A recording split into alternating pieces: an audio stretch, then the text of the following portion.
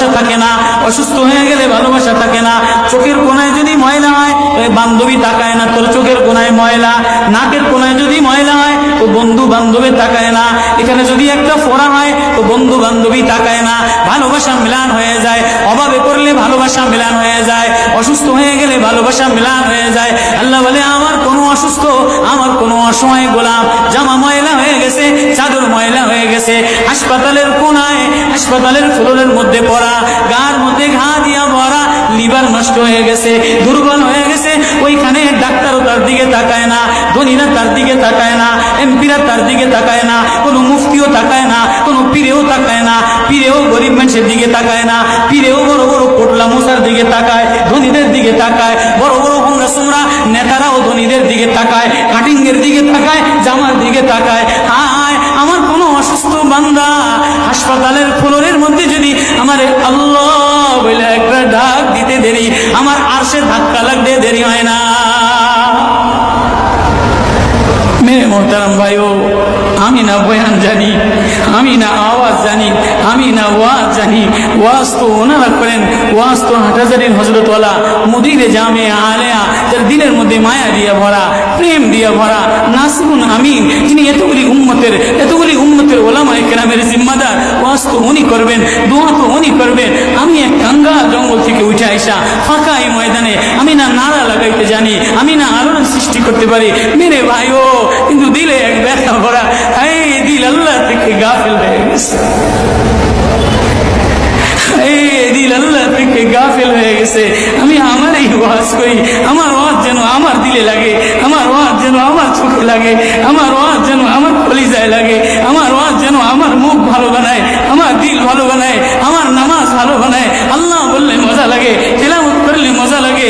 আল্লাহ আল্লাহ, বাজার ভরা মানুষ, আল্লাহ মজা বললে বলা নাই।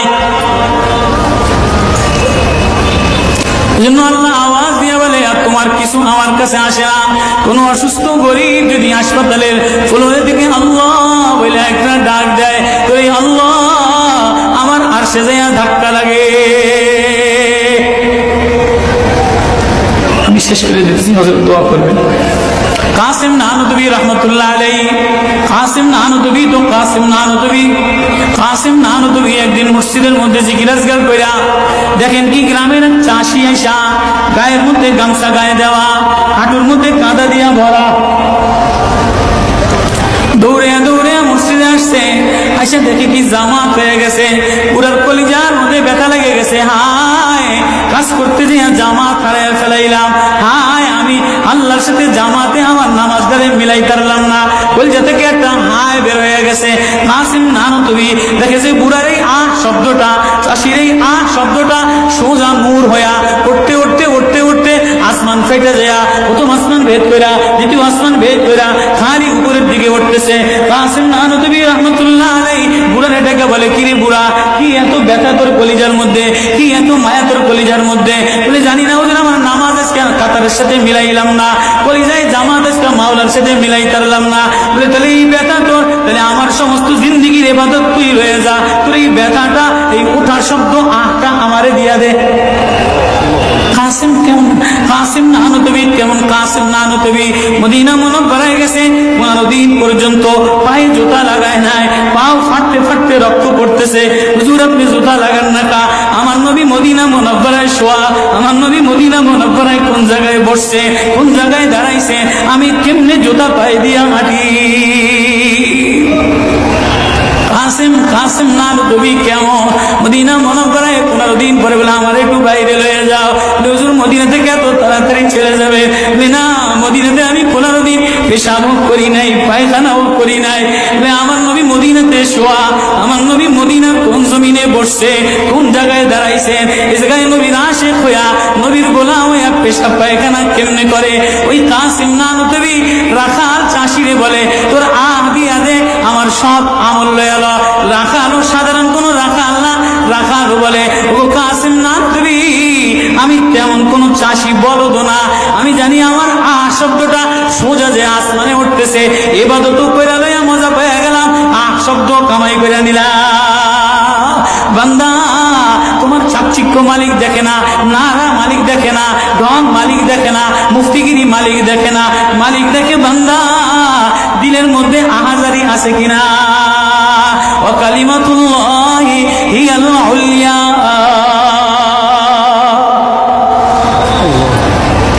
আল্লাহ বলে দুনিয়াটারে সাজাইলাম, যুইনা লিন্নাস হুব্বুশ শাহাওয়াতি মিনান নিসা, মহিলাদের মায়া দ্বারা সাজাইলাম। তাহলে মা কখনো মার মায়া দিয়া ভরা, কখনো বিবির মায়া দ্বারা ভরা, কখনো মেয়ের মায়া দ্বারা ভরা। কয়েকদিন পরে মার দিকে তাকাইলে ভালো লাগে, বয়স হইলে সুন্দরী একটা রমণী দেখার জন্য পাগল হয়ে যায়, মাও পাগল হয় তার কলিজা শীতল করার জন্য।